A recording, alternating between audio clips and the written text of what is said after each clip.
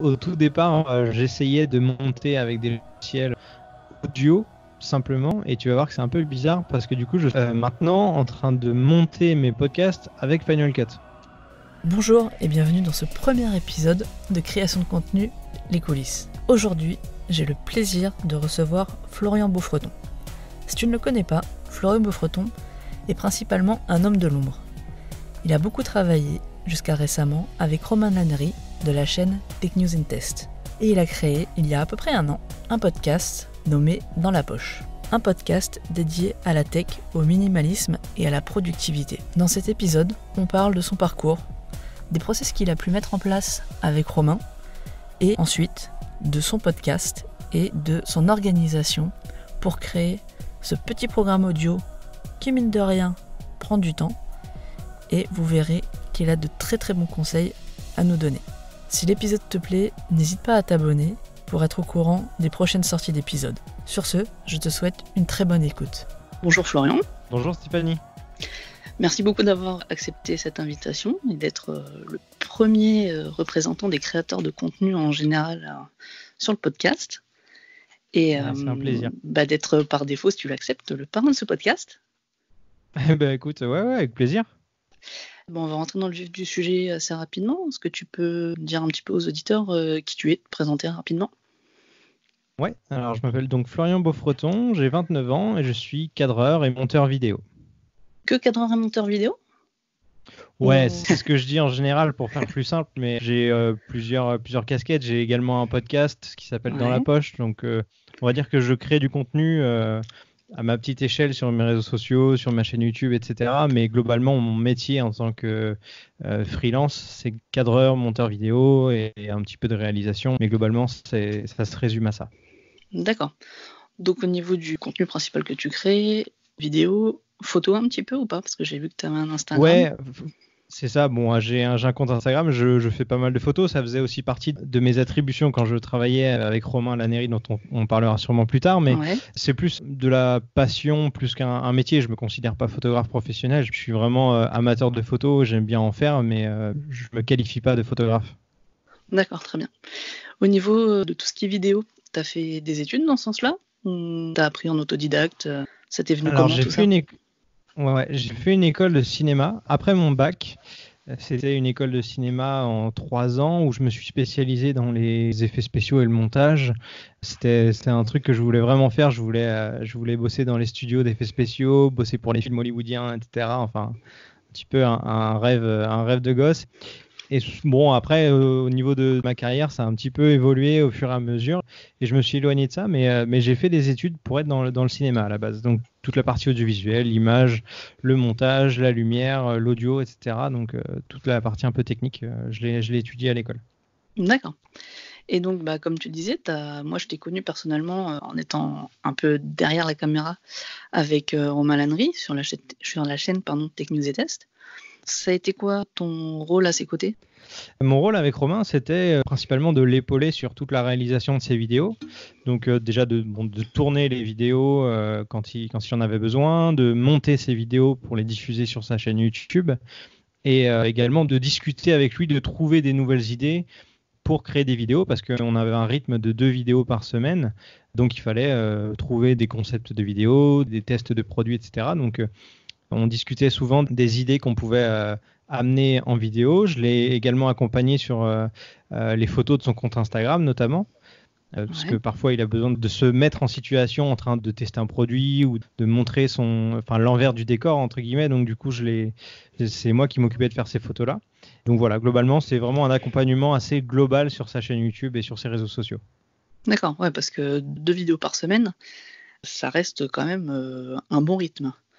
Parce que... Ouais, on s'en rend pas compte parce que on a l'impression que 2 vidéos par semaine, les autres jours on glande rien.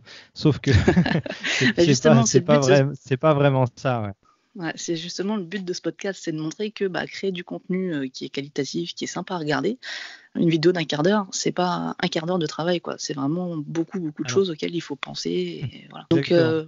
par rapport à tout ça, tu utilisais ton propre matériel ou il te mettait à disposition du matériel à lui quand tu travaillais avec lui? Alors, pour la partie tournage, la plupart du temps, quand on se donnait rendez-vous, c'était dans des studios qu'on avait à disposition et c'était le matériel qu'avait Romain.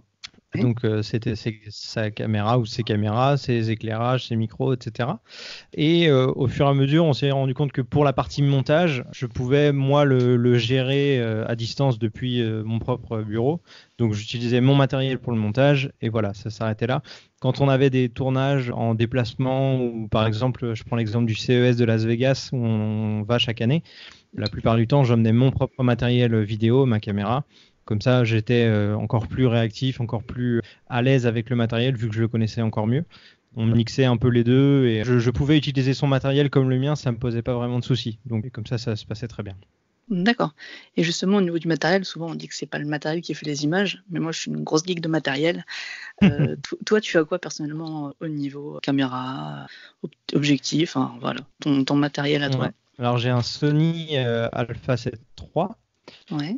Et avec, j'ai plusieurs objectifs. J'ai pris le 16-35 mm 2.8 de Sony en G-Master et j'ai le 28-75 de Tamron en 2.8. Donc ça, c'est on va dire les deux objectifs principaux. Et puis j'avais acheté un 50 mm 1.8 classique pour faire du portrait de chez Sony aussi.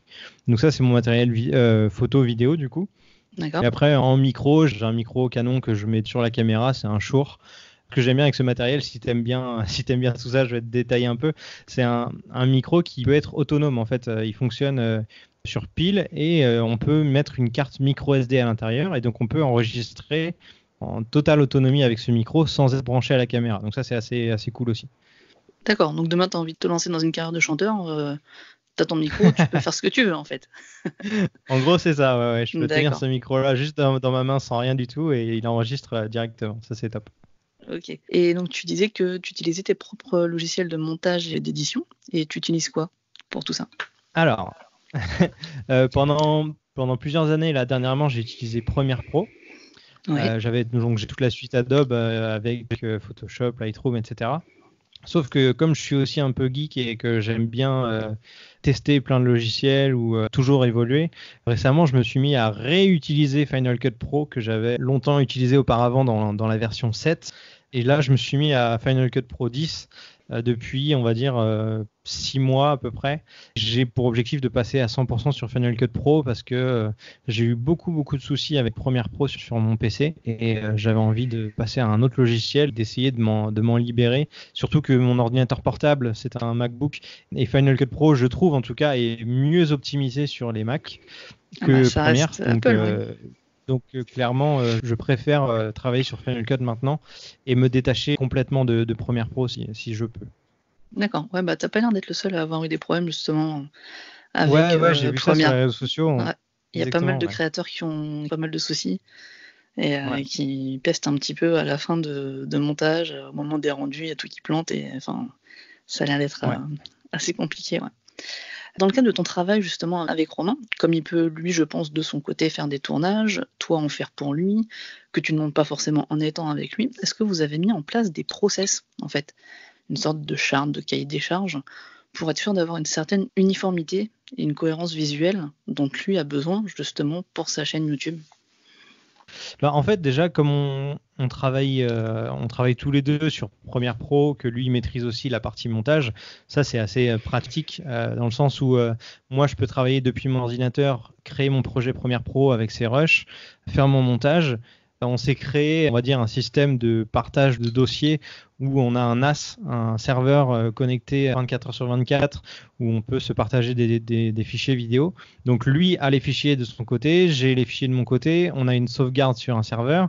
Et en gros, moi j'ai plus, après le montage, je n'ai qu'à lui partager mon fichier de montage Premiere Pro pour qu'il puisse ouvrir le projet, réajuster, faire des micro-modifications ou des modifications s'il le souhaite, corriger ce qu'il a envie de corriger, et puis après le montage est terminé, on peut exporter et publier la vidéo. Donc ça en gros, c'est extrêmement pratique d'avoir chacun tous les rushs de son côté, plus une Ouais. sauvegarde en ligne et le fichier de montage qui est relativement léger vu que c'est un fichier Premiere Pro qui ne contient pas les rushs en lui-même, ça se partage très facilement. On peut le mettre à jour chacun de notre côté et puis on peut faire nos modifications sans problème. Donc c'était, on va dire, très basique comme process ou comme façon de procéder, mais nous ça nous correspondait très bien parce que du coup nos logiciels étaient totalement compatibles en fait.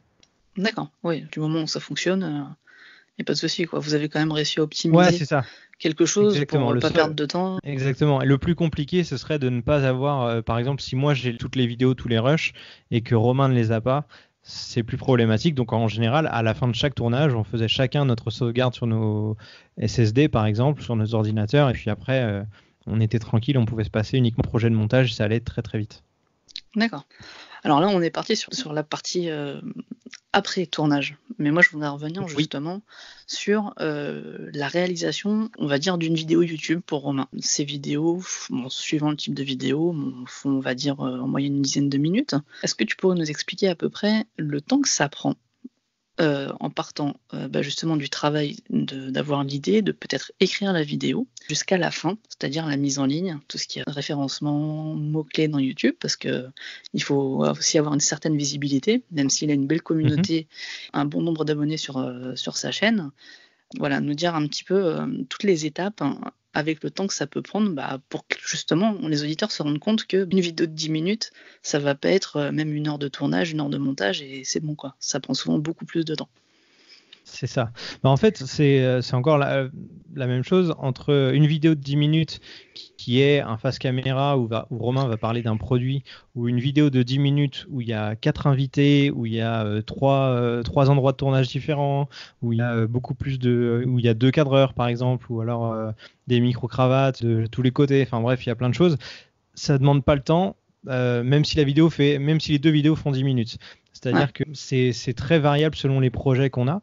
Après, si je prends un exemple, on va dire, récurrent sur la chaîne de Romain, qui sont les déballages produits, on va dire les vidéos où Romain donne son avis sur un produit, c'est des vidéos où on n'a pas forcément une énorme phase de préparation, dans le sens où on sait qu'on veut tester ce produit-là ou le découvrir. Donc on le commande, on se renseigne sur le produit.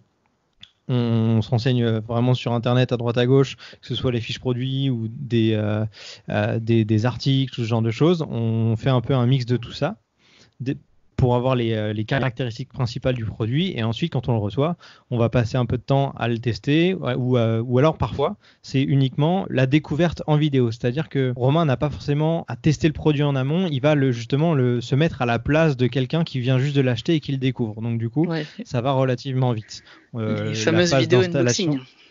Exactement. Donc ça, pour le coup, il y a moins de phases de test, évidemment. Ça prend moins de temps.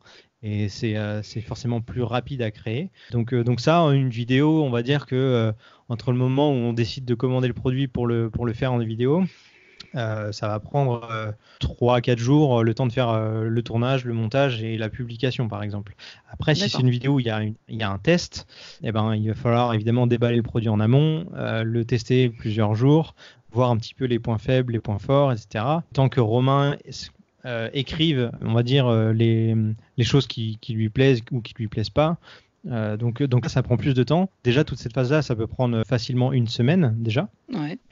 Et ensuite, il y a la partie tournage et montage qui, elle, du coup, est relativement similaire, vu que tout est, on va dire, préécrit pour Romain, même si il y a beaucoup d'improvisation dans les vidéos de Romain, il est à l'aise à l'oral, donc il n'a pas besoin de scripter de A à Z sa vidéo, il met des points clés.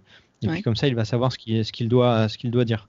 Donc ça, c'est des vidéos qui sont relativement, on va dire, rapides à faire une fois que tout ça est écrit. C'est le gros avantage, c'est que, comme je disais, Romain, il est très à l'aise devant la caméra, ça lui pose pas de soucis. Donc en 20-30 minutes de tournage maximum, on a les 10 minutes de contenu qu'il nous faut. Et puis après, il nous reste le montage et c'est assez rapide à partir de là. Donc voilà. Mais quand c'est des vidéos plus longues, oui, je t'avoue que ça prend beaucoup plus de temps dans le sens où il faut réfléchir à comment on va la tourner, qui on doit inviter, ou alors trouver un créneau pour inviter les bonnes personnes. C'est beaucoup plus long, mais ça dépend, c'est particulier à chaque projet, quoi. D'accord. Mais par exemple, une vidéo, tout à l'heure tu parlais du CES, oui. Je sais que tu as pu l'accompagner. Là, on est vraiment dans un cadre de création de contenu, on va dire, pure, si on omet tout ce qui est produit. Une vidéo vlog du voyage à Las Vegas pour le CES. Il y a toute la partie aussi qui va être sur place. Il va y avoir le tournage effectivement, mais il va y avoir tout ce qui est sauvegarde, des rushs. Ça se passe comment quand c'est comme ça? Quand on n'est pas dans le confort de chez soi, d'un bureau, et que on a quand même pas mal de travail à faire en peu de temps. On n'est pas chez soi, mais il faut s'organiser pour pas perdre les fichiers et pour pouvoir créer du contenu justement que ça continue quoi. Ce qu'on fait quand on est en déplacement, en général, on a chacun notre SSD de 500 Go ou de 1 Tera par exemple, et on a un autre disque dur qui sert d'archive en fait. Donc en gros, chaque soir après le salon, on va dérusher, on va trier tous nos fichiers vidéo qu'on a tournés dans la journée par thème, par vidéo, et on va chacun se les mettre sur nos SSD respectifs. Et on va en mettre également une version sur le disque dur archive qu'on ne va pas toucher ensuite. On fait chacun respectivement nos montages sur nos SSD. Et à la fin, on peut tout sauvegarder sur le disque dur archive à la fin de la semaine. Et quand on rentre au bureau, on va pouvoir mettre tout ce qu'il y a sur le disque dur archive dans notre serveur qui est connecté. Et puis comme ça, on a notre sauvegarde générale après le salon. D'accord, donc c'est pas, quand on est comme ça, je reprécise bien, c'est pas que du plaisir où on est à Las Vegas, on voit des beaux produits, on est dans un cadre assez sympa, c'est vraiment des heures et des heures de travail. Alors, il faut pas non plus dire que c'est du travail hyper hardcore, hein. On prend aussi du plaisir à découvrir le salon, les lieux, Las Vegas, etc. On peut se promener un petit peu et découvrir des endroits, mais ça reste aussi du travail, de la création de contenu. Et quand on est sur le salon, par exemple, dans une journée, on va pouvoir faire 3 ou 4 petits tournages sur des stands, découvrir des produits, les présenter, et puis après le soir faire nos montages pour les diffuser et les mettre sur la chaîne YouTube de Romain dans la semaine qui suit, quoi. Donc ça reste du travail, même si le cadre est forcément très agréable. Un peu plus sympathique, ouais, effectivement. C'est ça. Ok, très bien. Tu aurais des choses à rajouter par rapport justement à tout ton travail avec Romain ou pas? Écoute, forcément, au niveau des vidéos, je t'ai un peu détaillé tout ce qu'on pouvait faire. Après, au niveau des photos, par exemple, ce qu'il faut comprendre, c'est que les réseaux sociaux évoluent et on a des nouvelles plateformes qui arrivent. Il y a aussi, je sais que sur les derniers mois, on s'intéressait aussi à TikTok notamment, qui est un réseau social qui explose pas mal. Donc on réfléchissait à des nouvelles idées de contenu qui sont adaptées à chaque réseau social.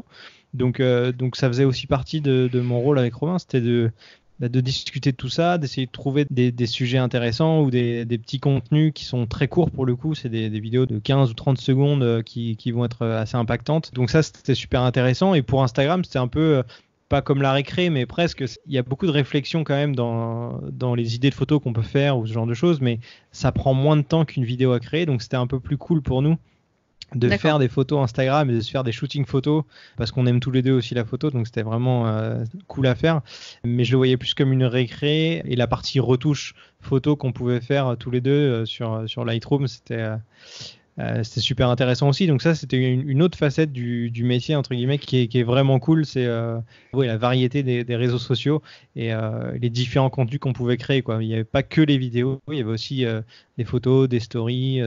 Il y avait pas mal de choses et c'était assez cool à faire. Ouais, chaque réseau, c'est vrai que maintenant avec tous les réseaux sociaux qu'on a, chaque réseau a plus ou moins ses codes et son contenu dédié, effectivement.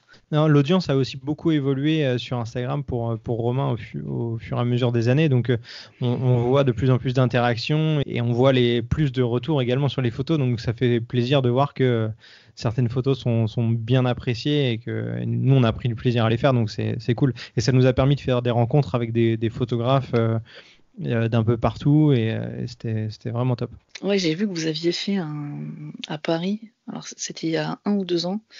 Ah mince, maintenant que tu m'en parles, je m'en souviens, mais je me souviens plus de son nom. C'est un photographe, alors je sais pas s'il est anglophone,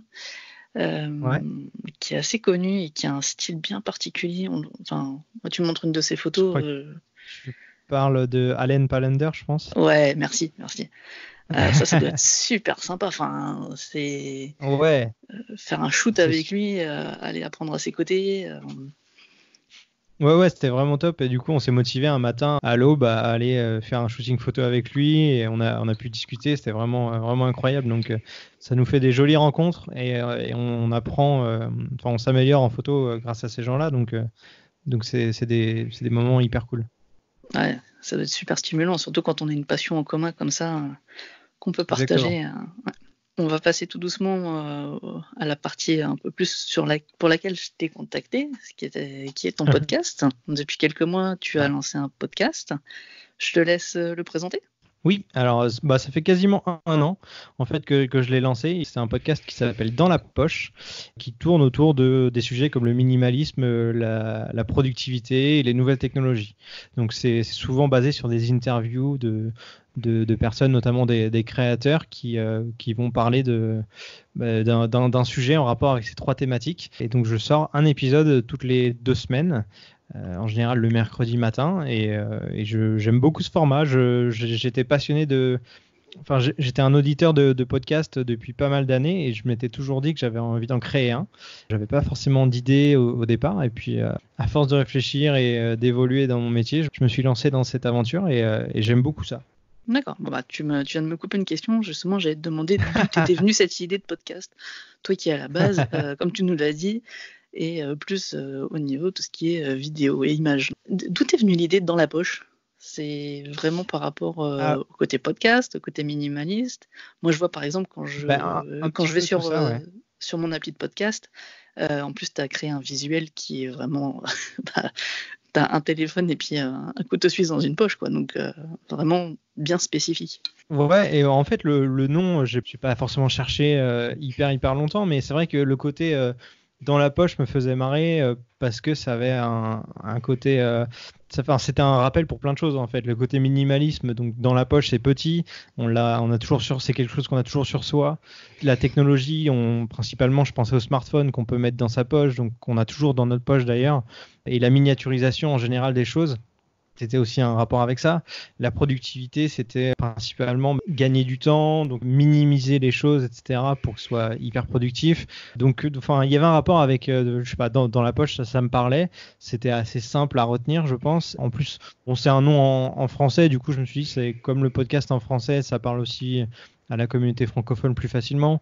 Bref, j'avais fait une petite fiche avec tous les points positifs d'avoir ce nom-là et puis voilà, donc c'était marrant. Et puis le visuel, je sais pas, je me suis dit quitte à jouer sur le mot poche, je vais mettre une poche de jean avec 2 trucs dedans et puis voilà. Et puis le couteau suisse que je mets dans le visuel, c'est justement pour montrer que on peut faire des tonnes de choses avec quelque chose qui est dans notre poche en fait maintenant, donc c'est cool.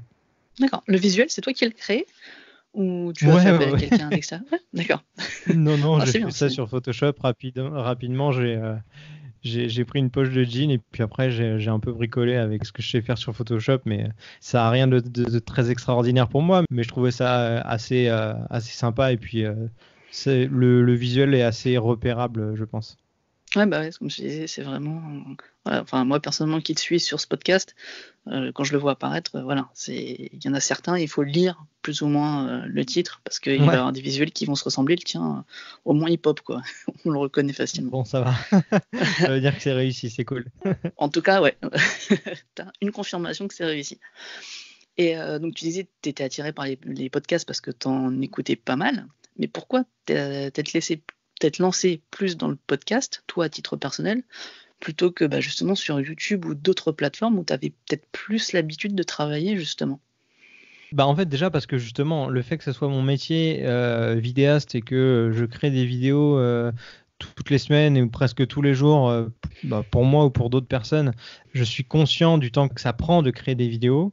Je sais que ne serait-ce qu'au niveau du tournage, du montage, ça demande beaucoup de temps, d'énergie, de matériel et il faut penser à tout pour faire bien. C'est-à-dire qu'il faut avoir une belle image, une belle lumière, un bon son. Il faut un ordi puissant pour faire du montage. Enfin, il faut pas mal de choses. Une bonne connexion Internet pour uploader ses vidéos. Enfin bref, il y a pas mal de trucs qui demandent beaucoup d'efforts et j'avais envie de pouvoir créer du contenu assez librement avec beaucoup moins de contraintes. Donc en perso, je me suis dit j'ai pas envie de reproduire ce que je fais à longueur de temps dans mon travail, on va dire professionnel. Donc si je peux créer du contenu qui apporte de la valeur aux gens ou qui intéresse les gens sans y passer une semaine pour créer un contenu, ça sera quand même plus cool. Donc, comme j'aimais bien le format podcast depuis longtemps, je me suis dit, c'est vraiment ce qui peut me convenir. Surtout que comme je suis assez, on va dire, réservé ou timide, passer devant la caméra, c'est pas mon fort, c'est pas ce que je préfère, on va dire. Ouais. Donc, je me suis dit, au moins l'audio, écoute, à part ma voix, où il va falloir que je m'exprime, ça c'est une chose, mais au moins on va pas me juger sur mon physique, ma façon de me tenir, etc. Donc, je vais pouvoir m'exprimer normalement et je vais pouvoir faire intervenir surtout des personnes, même à distance, pour discuter avec eux, qui me partagent leur histoire et ce sera intéressant aussi. Donc, c'est pour ça que je me suis dirigé vers le podcast, parce que c'est plus simple à créer et que ça apporte tout autant de valeur, je pense. Donc voilà, pour toutes ces raisons, je me suis dirigé vers le podcast. D'accord. Comme tu disais tout à l'heure, tu en publies en moyenne, maintenant c'est un peu plus régulier, mais au début, personnellement, je t'ai suivi dès le premier. J'étais un petit peu frustrée au début je vais te dire ça, mais moi ça se trouve, je vais publier le podcast et puis le prochain, ça sera peut-être dans un mois, mais d'un certain manque entre guillemets de régularité. Voilà, il y avait plus d'espacement entre les épisodes. Tu disais ça met moins de temps qu'une vidéo. Ça te prend combien de temps à peu près de réaliser un épisode entre l'enregistrement et la mise en ligne ? Alors, si je prends juste le moment où j'enregistre et je mets en ligne, ça peut prendre quelques heures. D'accord. Juste quelques heures, en fait, parce que concrètement, même s'il y a un tout petit peu de montage à faire pour couper le début, la fin, un ou deux bugs pendant l'interview, admettons, ouais. Ça reste que de l'audio. Donc, l'audio, c'est hyper rapide à monter. Ça demande beaucoup moins de ressources. Le logiciel de montage, il n'y a pas besoin d'avoir un truc de fou. Le fichier final, déjà pour l'export, ça met moins de temps qu'une vidéo parce que ça demande moins de calcul. Et ensuite, pour la mise en ligne sur Internet, c'est beaucoup plus rapide étant donné que le fichier est moins lourd qu'une vidéo. Donc, concrètement, si j'enregistre, une fois, ça m'est arrivé d'enregistrer à 14h et à 18h ou 19h, je vais publier mon podcast, tu vois. Ouais, donc effectivement, c'est très rapide. Si tu as du temps devant toi et que tu n'as rien qui t'embête entre les deux, tu peux aller très très vite et ça roule facilement, quoi. D'accord. Et justement, par rapport à l'enregistrement, j'ai pu voir que tu enregistrais en face à face avec tes invités. Tu fais aussi des enregistrements par appel vocaux, ou tu privilégies justement que l'enregistrement en physique ? J'ai pas vraiment de règles par rapport à ça. J'ai fait les deux. J'ai fait des enregistrements en face à face et des enregistrements via ordinateur interposé parce que soit les invités sont pas du tout au même endroit que moi, ils vivent dans d'autres villes, d'autres pays, ce genre de choses. Et parfois c'est plus simple niveau organisation plutôt que de devoir se déplacer, d'avoir un local silencieux avec les micros, etc. Donc j'ai pu faire des enregistrements en face à face, mais il n'y a vraiment pas d'importance en fait. À partir du moment où l'invité a un micro, on va dire, correct pour pouvoir s'exprimer et qu'on l'entende bien dans la conversation, le reste, c'est pas très grave. Donc je fais les deux, mais pas d'importance pour moi. D'accord. Et tu parlais du micro, ça va être un petit peu, pour un podcast, c'est le son, donc c'est l'essentiel.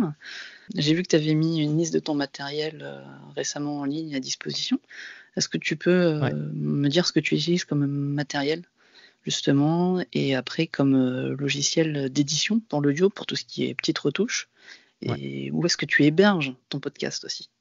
Alors pour le matériel, en fait, j'utilise un micro qui s'appelle, la marque c'est Samson, Samson, et le modèle ça s'appelle le Q2U, donc Q majuscule 2 et U majuscule, et ça c'est un micro en fait qui est très polyvalent et je trouve que c'est super intéressant. C'est un micro qui peut se brancher en XLR et en USB.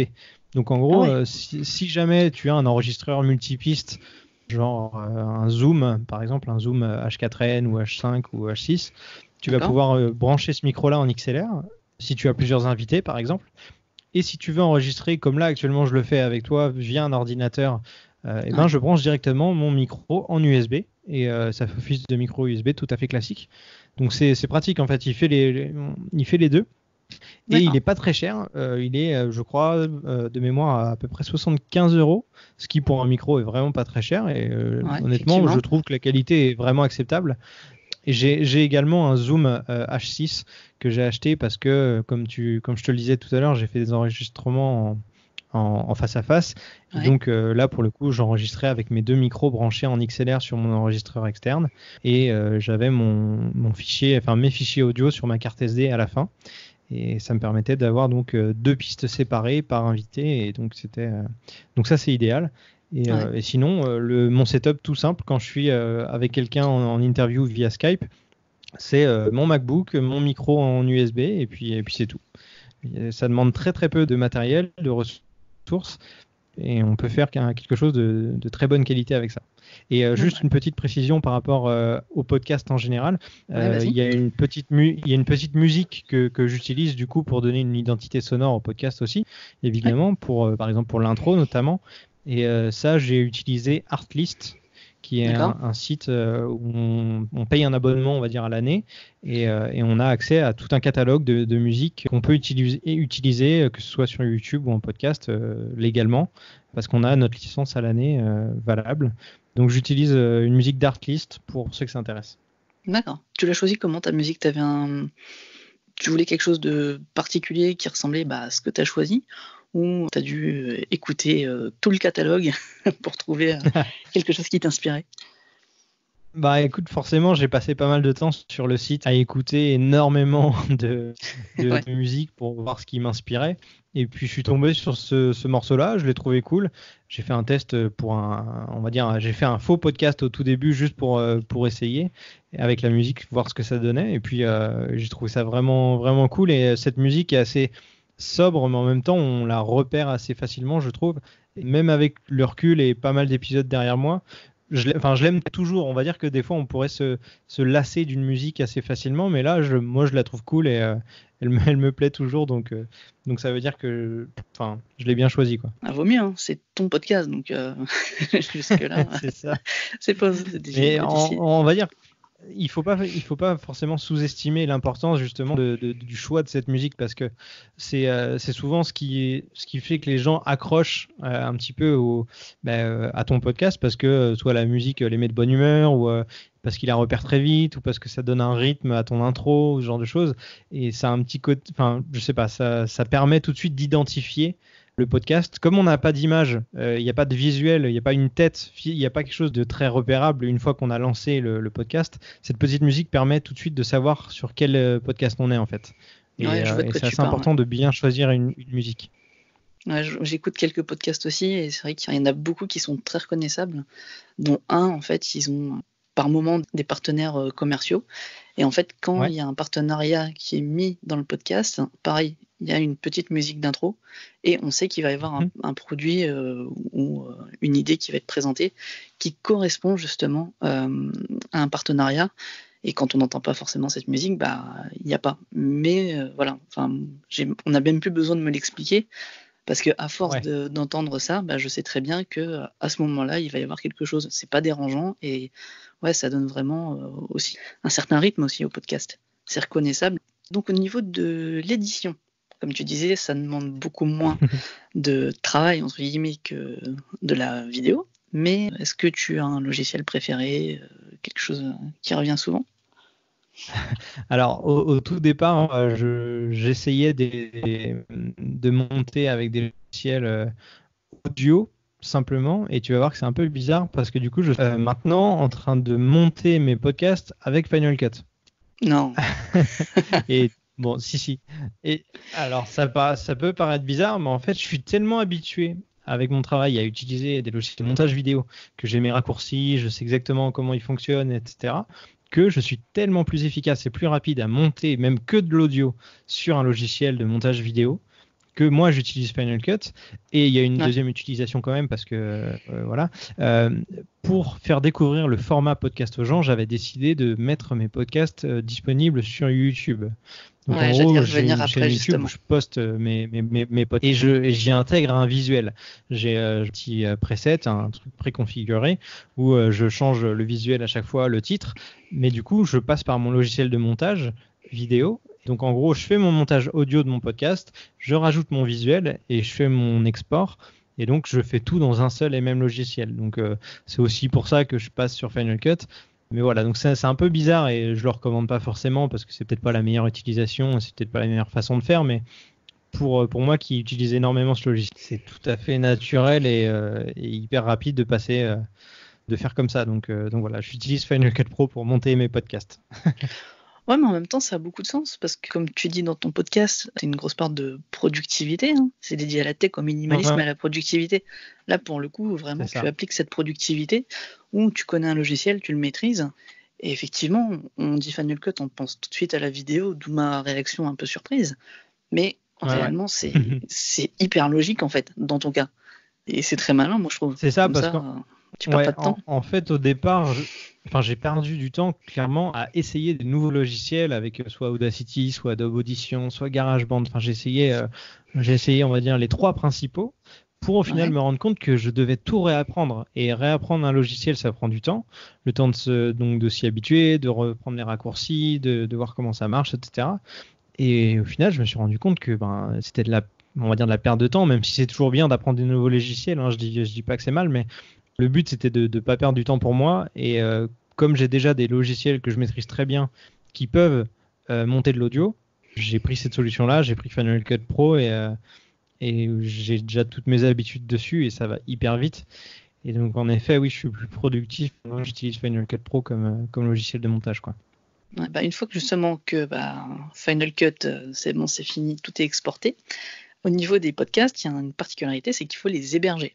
Contrairement à YouTube. Alors, YouTube, en fait, est ton diffuseur et ton hébergeur en même temps sur un podcast. Si tu veux diffuser ton podcast, par exemple, sur Apple Podcast, ça va être l'exemple souvent le plus connu, il faut d'abord que tu l'héberges et ensuite que tu soumettes ton podcast à Apple. Tu utilises quoi, toi, comme hébergeur, justement ? Alors, moi, j'utilise actuellement Anchor. Ouais. A-N-C-A. Pour ceux qui ne connaissent pas, c'est un hébergeur qui propose une solution gratuite.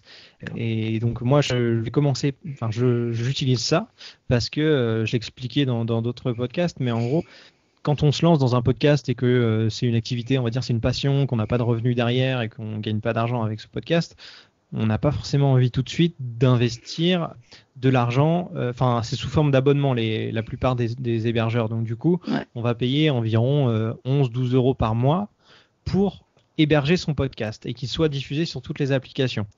Et moi, je me suis dit c'est bien, c'est pas que j'ai pas envie de payer un hébergeur, mais pour l'instant, je sais pas si ça va me plaire, je sais pas combien de temps ça va durer, etc. Donc, je préfère utiliser une solution gratuite pour l'instant, me familiariser avec tout ça, avec le podcast en général, avec comment ça marche en général déjà. Et puis ensuite, je réfléchirai à passer vers un hébergeur qui est payant. Mais actuellement, Anchor est une solution tout en un qui te permet de faire beaucoup de choses pour enregistrer même et publier ton podcast. Donc c'est ce que j'utilise pour l'instant. Mais je me ferme pas la porte à utiliser d'autres hébergeurs plus tard. Mais pour l'instant, c'est celui que j'utilise. Juste, je reprends en fait le nom de l'hébergeur, c'est Anchor, A-N-C-H-O-R, parce que c'est un petit peu coupé en fait quand tu l'as décrit. Effectivement, moi j'ai regardé un petit peu et contrairement à d'autres, il a la particularité d'avoir un bel trousseau d'outils gratuits pour débuter. Au niveau du podcast, on en parlait tout à l'heure, je te disais que le tien dans la poche, il est très facilement reconnaissable, le pitch est assez clair, il est dédié à la tech, au minimalisme et à la productivité, mais en même temps, tu as une grande variété d'invités et de sujets abordés, je trouve. Comment tu choisis les personnes que tu souhaites recevoir dans le podcast et les sujets que tu veux traiter avec eux, mais pour que ça reste en même temps dans ta ligne éditoriale, entre guillemets, du podcast ? Alors justement, je réfléchis à une thématique qui m'intéresse et ensuite je cherche la meilleure personne. Déjà, je commence par des gens que je connais, si possible, pour faciliter le contact, pour faciliter l'approche et inviter quelqu'un avec qui je suis à l'aise. Mais globalement, la première chose que je fais, c'est que je réfléchis à la thématique que je veux aborder. Par exemple, le voyage nomade, admettons. Et ensuite, je me dis qui est la meilleure personne pour en parler, qui se rapproche de mon cercle de connaissances. Je contacte la personne en question et on fait l'interview. Et donc, après, les thématiques, c'est moi qui essaie de les imaginer, de les créer. Pour que ça soit intéressant, en fait, j'essaie aussi de me mettre à la place des gens qui vont écouter le podcast en me disant qu'est-ce que moi j'aimerais écouter, qu'est-ce que moi j'aimerais entendre, quelle thématique pourrait m'intéresser. Et voilà, après, justement, ça montre que j'ai beaucoup de sujets qui m'intéressent, qui sont assez variés. Ça va du Effectivement. voyage à l'entrepreneuriat, j'ai même eu une maman minimaliste, donc c'est Ouais, j'avais été totalement en très dehors de étonnée, ce ouais. que moi je fais d'habitude. Mais je trouve ça hyper intéressant aussi de parler avec plein de gens différents, qui ont un point de vue différent les uns des autres.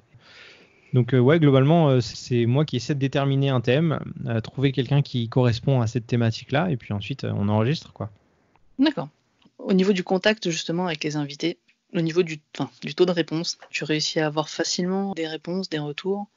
Et une fois que tu as des retours, trouver des plages horaires qui vous conviennent à tous les deux lors des enregistrements. Écoute, ouais, globalement, c'est assez, j'ai pas envie de dire c'est simple, mais j'ai jamais eu de refus en fait. C'est surtout soit des problèmes de timing entre nous, où l'un est dispo et pas l'autre, etc. Mais c'est assez simple. Il faut expliquer son projet, il faut expliquer la thématique du podcast, enfin la thématique de l'interview, l'échange que tu vas avoir avec la personne. Et puis voilà, après, ça peut prendre quelques semaines avant de trouver un créneau qui correspond aux deux personnes. Donc c'est pour ça qu'au départ, j'ai pas forcément été très régulier parce que déjà j'étais moins bien organisé, et je m'étais pas forcément obligé à une régularité, mais maintenant que j'essaie de le faire, je prends les devants, je contacte les gens un peu plus en avance, et puis comme ça me permet de proposer du contenu plus régulier. Ouais, ton expérience t'a permis d'apprendre comment C'est ça, on fait t'organiser un des petit peu erreurs mieux. hein, quand on démarre. Ouais, mais c'est Tu qui nous feras permettent sûrement aussi d'apprendre. quelques erreurs toi aussi, mais c'est ça. Donc au départ, j'étais pas forcément hyper calé, mais maintenant ça commence à être un peu plus rodé. Ouais, mais bon, moi personnellement, je trouve que les erreurs sont super parce qu'elles nous permettent d'apprendre plein de choses. Donc, faut juste les C'est voir ça. du côté positif. Et justement, par rapport au fait au début d'avoir eu un peu plus de mal à avoir de la régularité, maintenant, après presque un an de recul, est-ce que tu es au niveau de ton stock d'épisodes plus en flux tendu ou bien tu as quelques épisodes d'avance quand même un petit peu, au cas où? Ça dépend des périodes. J'ai beaucoup été en flux tendu, et en fin d'année, j'ai réussi à avoir quelques épisodes d'avance. Mais là, je t'avoue qu'avec le confinement, je me suis un petit peu relâché, et j'ai perdu justement en productivité parce que j'étais plus tenté de me mettre devant la console et ne rien faire plutôt que de travailler. Donc là, je vais me retrouver en flux tendu d'ici quelques temps. Il va falloir que je recontacte des invités, mais c'est variable. Honnêtement, selon aussi mon inspiration par rapport aux thématiques que je veux aborder, je vais savoir tout de suite à qui correspond telle thématique, et je vais contacter directement la personne. Et parfois, je vais un peu plus justement galérer et me dire qu'est-ce que je vais faire? Est-ce que je fais un épisode où je parle tout seul, ou est-ce que je dois trouver absolument quelqu'un au risque d'être moins à l'aise, etc. Donc il y a toute une réflexion, c'est pas forcément toujours simple, mais voilà. Donc là actuellement, j'ai un épisode d'avance, et après il va falloir que je me remette en quête d'un invité, voilà. D'accord. Et justement, tu as beaucoup plus d'interviews que d'épisodes seuls. T'aimes bien aussi ces épisodes un peu seuls pour traiter d'un sujet où tu as quand même plus d'affinité avec l'interview en elle-même? Le format te plaît-il vraiment beaucoup plus? Je préfère beaucoup plus les interviews parce que, comme je le disais déjà au début, je suis pas forcément hyper à l'aise à discuter, à parler devant un micro ou une caméra tout seul. J'aime beaucoup plus l'échange avec quelqu'un, pouvoir discuter, avoir quelqu'un qui rebondit à une question ou à un échange en particulier. Donc je préfère le format interview, et c'est surtout que j'aime bien aussi du coup laisser la personne exprimer son point de vue, parler de son expérience, et moi pouvoir justement réagir à ça et essayer de creuser un peu le sujet avec mon invité, plutôt que moi de discuter pendant 10 minutes tout seul sans avoir d'échange. Je trouve ça un peu plus plat, et c'est un exercice que j'aime un petit peu moins. Alors après, je sais pas comment le perçoivent les auditeurs en général, mais moi en tout cas, c'est pas mon activité préférée, quoi. Ouais, je te comprends dans ce sens-là. Justement, moi, c'est pareil. Je lance le podcast sous forme de discussion parce que c'est vraiment super intéressant de pouvoir échanger, d'avoir différents points de vue, différentes expériences, et surtout, ça permet d'apprendre en fait. On apprend beaucoup Bien les uns sûr. des autres en échangeant. C'est beaucoup plus intéressant. Ouais. Après, le revers de la médaille avec ça, c'est que justement, on est, on va dire, contraint de trouver des invités ou des intervenants à chaque fois. et on est moins libre. Et si on veut s'imposer une régularité, on est obligé de trouver des personnes à chaque fois pour les interviews. Or, si tu es capable d'enregistrer un podcast tout seul, eh bien, du coup, tu peux trouver un sujet, l'enregistrer toi-même quand tu veux, et puis tu n'as pas de souci. Avoir un invité, c'est un peu plus de contraintes, il faut juste le savoir, il faut justement prendre les devants et s'organiser pour avoir toujours quelqu'un avec qui échanger du coup. Ouais, parce que sans invité, il n'y a pas d'interview, effectivement. Tu disais que tu aimais un petit peu moins, justement, parler tout seul, pas avoir d'échange ou être face à la caméra. Mais récemment, avec la chaîne YouTube que tu avais lancée à la base avec le podcast pour pouvoir les mettre sur une autre plateforme, tu as commencé à faire quelques tutos. J'ai pu voir justement sur le fait de faire du podcast. C'était quoi le déclic de dire bon allez, ça y est, je vais passer un petit peu devant la caméra quand même pour montrer déjà ma tête parce qu'il faut oser le faire, je pense. Et puis voilà, qu'est-ce qui t'a fait décider de passer enfin devant la caméra? Déjà, le fait de créer un podcast, ça permet de prendre un petit peu plus confiance en soi, juste de pouvoir s'exprimer, de discuter, d'avoir un micro devant soi et de parler, d'entendre sa voix, parce que souvent le principal problème, c'est qu'on n'aime pas sa voix, et ça arrive à tout le monde au départ. Je pense que ça t'est arrivé aussi ou ça t'arrive encore. Ça m'est arrivé, ouais. C'est pas Ouais, donc voilà, donc j'avais pas sorti de vidéo avant, et là, en fait, comme le format podcast, on va dire, me passionne, ça me plaît énormément, j'ai enfin trouvé un sujet où j'ai envie de partager des conseils ou mon expérience, et du coup je me dis que ça peut intéresser d'autres gens. Le podcast n'est pas encore extrêmement connu en France, je pense. Il y a encore beaucoup de gens soit qui n'en écoutent pas ou qui savent pas ce que c'est, ou voilà. Mais il y a aussi pas mal de gens qui se posent la question de est-ce que je dois créer un podcast, comment je dois faire, etc. Et du coup j'ai envie d'aider toutes les personnes qui souhaitent se lancer. Je me suis dit que des vidéos pour expliquer comment ça marche, les différentes étapes, le matériel, etc., ça peut être intéressant. Donc, quitte à faire des vidéos, autant le faire sur un sujet qui m'intéresse et qui me passionne. Donc, je me suis lancé. Après, pour l'instant, c'est plus ou moins régulier. Encore une fois, c'est pas forcément simple. Mais si ça intéresse les gens, moi, en tout cas, je suis content de le faire.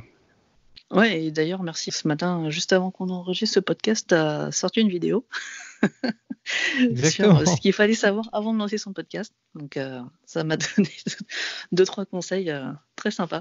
C'est très gentil. Bon, c'est tombé à pic pour moi, en tout cas.